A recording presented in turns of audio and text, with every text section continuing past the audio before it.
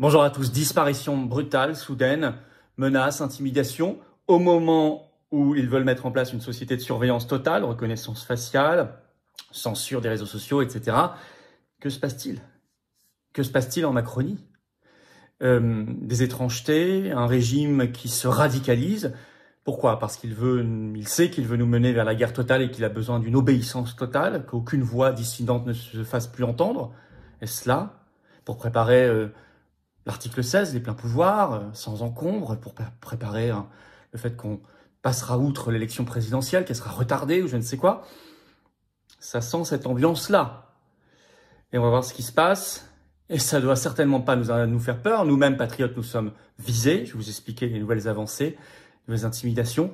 Mais vous savez, nous, plus on nous attaque, plus on est fort, plus on est debout, plus on rugit comme des lions. Pour nos libertés, pour l'avenir de la France libre, pour notre souveraineté, la dignité de peuple, et on lâchera pas le morceau. On va regarder tout cela en détail dans cette vidéo. Parfois, les choses terribles. Vous savez qu'il y a des mots un peu interdits sur YouTube, comme on dira se donner la mort. Voilà, ce sera plus simple. Mais vous avez compris. Pour le reste, ça va être très concret. Merci de partager la vidéo. Pour ça, de vous abonner à cette chaîne YouTube par un petit clic gratuit sur le bouton s'abonner en dessous. Ça aide terriblement. Vous pouvez pas vous imaginer à quel point ça aide. Une meilleure diffusion des vidéos si vous êtes abonné à la chaîne plutôt que pas abonné. Vous, c'est juste un petit clic gratuit. Donc, merci beaucoup. Par ailleurs, nous avons le samedi 21 juin après-midi à 15 h, je suis dans le Var, à Fréjus, une grosse réunion publique, c'est entrée gratuite, c'est ouvert à tous, adhérents ou pas. Faut vous inscrire pour Fréjus si vous ne l'êtes pas encore. J'insiste, c'est très recommandé de s'inscrire par le lien sous la vidéo en description. Le 13 septembre, samedi, c'est Arras, les assises de la souveraineté 2025. Plus de 3000 personnes, ont été 2600 l'an dernier. Des invités exceptionnels, allez voir la liste et ça s'ajoute chaque jour. 5 € simplement l'entrée pour toute la journée, rencontrer les gens, les tables rondes, etc. Inscrivez-vous pour Arras dès maintenant, ne tardez plus. Évidemment, je vous attends, patriotes. Ne serait-ce que par soutien, si vous voulez aider le mouvement qui est attaqué, qui est intimidé, vous pouvez adhérer, réadhérer ou faire un don au mouvement indépendant qui n'a pas de financement public, je le rappelle, mouvement qui se bat, le plus grand mouvement souverainiste et de résistance de France, qui est dans l'action concrète permanente. Au moment où vous voyez cette vidéo, on est en manif, parce qu'on lâche pas le morceau et qu'on ne le lâchera pas. Les procès, les élections, on utilise tous les moyens. Mais j'ai besoin de vous. Voilà, c'est l'année 2025 qui ouvre toutes les espérances, tous les combats, tous les possibles. Il faut se battre maintenant. Vous êtes les bienvenus tous. Vous pouvez adhérer ou réadhérer aux Patriotes dès maintenant par le premier lien sous la vidéo en description. Ou faire un don au mouvement pour nous permettre de faire des actions sinon on ne peut pas. C'est le deuxième lien sous la vidéo en description. Les liens sont aussi bien sûr sur les-patriotes.fr, notre site. Et tout ça en plus fait baisser vos impôts puisque c'est défiscalisé aux 2/3. Pour vous, toute adhésion, réadhésion ou don au mouvement. Profitez-en, faites pas ce cadeau au fisc. Bravo aux donateurs, aux réadhérents, bienvenue, aux nouveaux adhérents patriotes. Allez, d'abord des étrangetés et des menaces. En 5 mois, 3 agents français de la Direction Générale des Services Intérieurs, DGSI, donc on est dans les services de renseignement, services secrets, dont le dernier, le 2 juin, c'est vraiment pas vieux, ont été retrouvés morts par eux-mêmes, officiellement, dans l'enceinte de la DGSI à Levallois-Perret. Le Parisien en parle le 3 juin dans un article. Je cite, « Le scénario est quasiment identique. Ce lundi soir, selon une information d'Actu17 confirmée au Parisien, un policier de la Direction Générale de la Sécurité Intérieure, donc DGSI, a été découvert mort dans sa voiture de service dans le parking souterrain du bâtiment situé rue de Villiers à Levallois-Perret dans les Hauts-de-Seine. Il se serait donné la mort avec son arme à feu. » Alors, il y en avait déjà eu 2 du même service, DGSI, en janvier 2025. Je cite un autre passage de l'article du Parisien. En janvier dernier déjà, un policier avait été découvert dans les mêmes circonstances. L'homme aurait fait usage de son arme de service dans les sous-sols de la DGSI pour se donner la mort. Là aussi, l'enquête avait été confiée à l'inspection interne du service de renseignement. A-t-on des nouvelles de l'enquête? Je ne crois pas. 2 jours plus tôt, un autre agent avait déjà mis fin à ses jours à son domicile en se tirant une balle dans la tête. Ceci serait lié à des difficultés rencontrées dans sa vie privée. Et puis, bien sûr, on en a un petit peu parlé dans notre direct ce vendredi 13 juin, mais je voulais plus insister aujourd'hui, je vous l'avais dit, on a appris la terrible disparition, la mort de Éric Denessé le 12 juin, avec un communiqué qui a été fait par, Radio Courtoisie sur X, sur leur compte X, 12 juin, quand ils l'ont appris, parce qu'il était collaborateur régulier de cette radio. Je cite, « Éric Denessé, 62 ans, a été retrouvé sans vie hier. Ancien officier de renseignement, il a ensuite fait carrière dans l'intelligence économique, était le fondateur et directeur du CF2R. La thèse du mise à mort volontaire, ne semble pas convaincre ses proches pour le moment. écrit le communiqué, et nous nous renseignons dès à présent à ce sujet. Alors, il était là-bas, contributeur régulier. Moi-même, j'avais eu des contacts avec lui.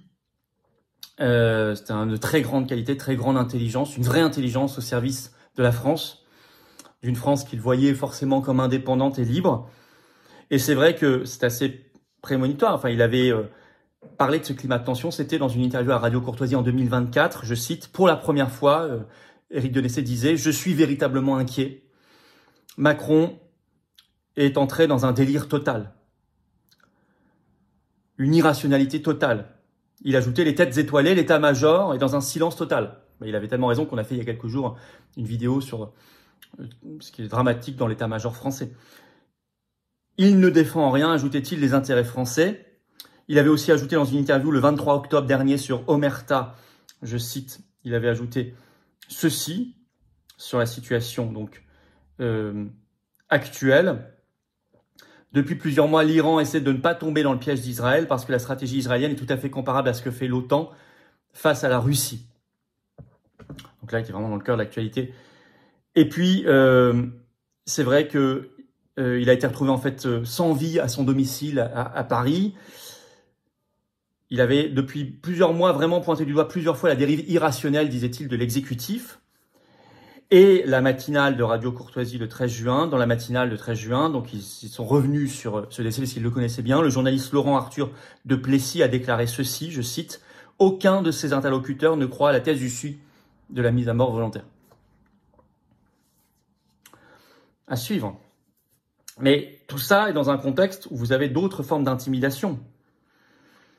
Vous savez, on en a parlé, TVL, TV Liberté, le 3 juin, a vu ses comptes bancaires fermés brusquement, sans raison, après 12 ans d'existence comme association, avec des comptes en banque qui ont toujours fonctionné.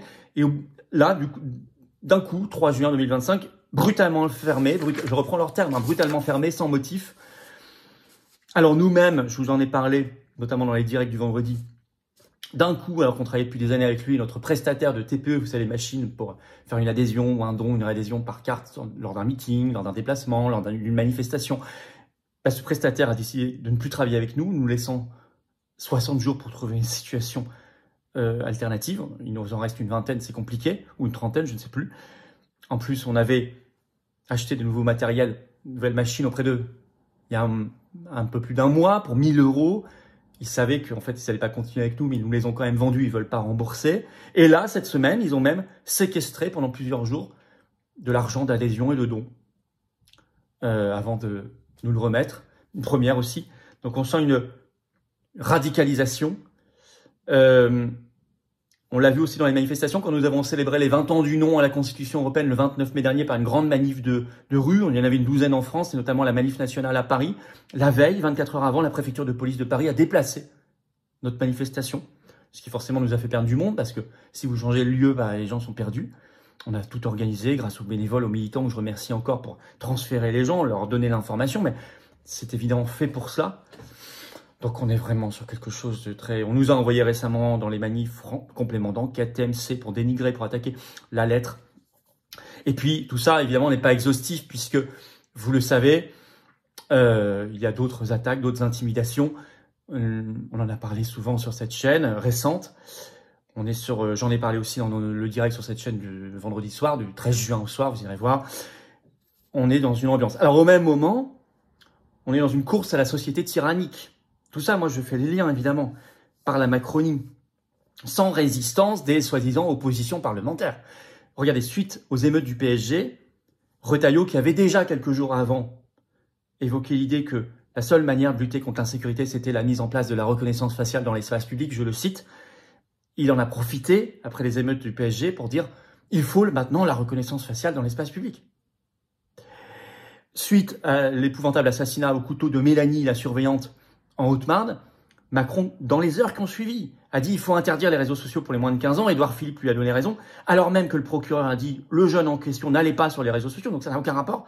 Mais en plus, si vous interdisez pour les moins de 15 ans, ça c'est une question éducative qui regarde les parents. Je ne suis pas pour que les enfants passent leur vie sur les réseaux sociaux, certainement pas.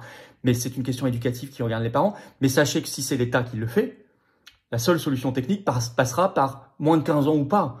passera par un flicage forcément généralisé de toute la population française. Puis ensuite, peut-être même une interdiction pour tout le monde. Et on vous imposera pour vous identifier des techniques de reconnaissance faciale ou d'identité numérique. Vous voyez le piège. Alors, contre la drogue, Darmanin, ministre de la Justice, a dit récemment il faut supprimer l'argent liquide. Nous, on veut le constitutionnaliser, au contraire. Ce qu'a fait l'Autriche, ce que veulent faire les Suisses maintenant, parce que c'est une liberté, c'est une vie privée. Au moment où, je le rappelle, la présidente de la Banque Centrale Européenne, Christine Lagarde, évoque le premier déploiement, le début du déploiement de l'euro numérique pour octobre prochain, octobre 2025. Donc on est vraiment dans cette phase-là, et là je vous parle rien que le premier semestre 2025, tout ce qui s'est passé, tout ce qui s'est dit, tout ce qui a été annoncé, prévu. Vous y ajoutez la fermeture de la chaîne C8 par l'ARCOM, le règlement bien sûr européen de censure DSA sur les services numériques. Vous êtes dans cette ambiance-là. Est-ce que donc il y a une radicalisation d'un régime forcément mafieux? Dans le mondialisme, le régime est forcément mafieux parce qu'il n'a plus de légitimité populaire. Et c'est la dérive que nous voyons. Est-ce qu'il faut avoir peur? Est-ce qu'il faut donc arrêter de se battre? Non, au contraire. Il faut dénoncer tout cela, il faut le faire savoir. Et il ne faut pas avoir peur, il faut lutter, il faut se battre. Pour sortir de ce système. Pour sortir de ce système, reprendre en main notre pays, notre souveraineté de peuple. Alors ça passe par la sortie de l'Union européenne, mettre Macron dehors, pas être dupe sur les manœuvres qu'il fera pour essayer de nous mettre dans un climat de guerre pour 2027, pour l'article 16, ou bien même repousser l'élection présidentielle comme l'a fait Zelensky dans son pays par exemple.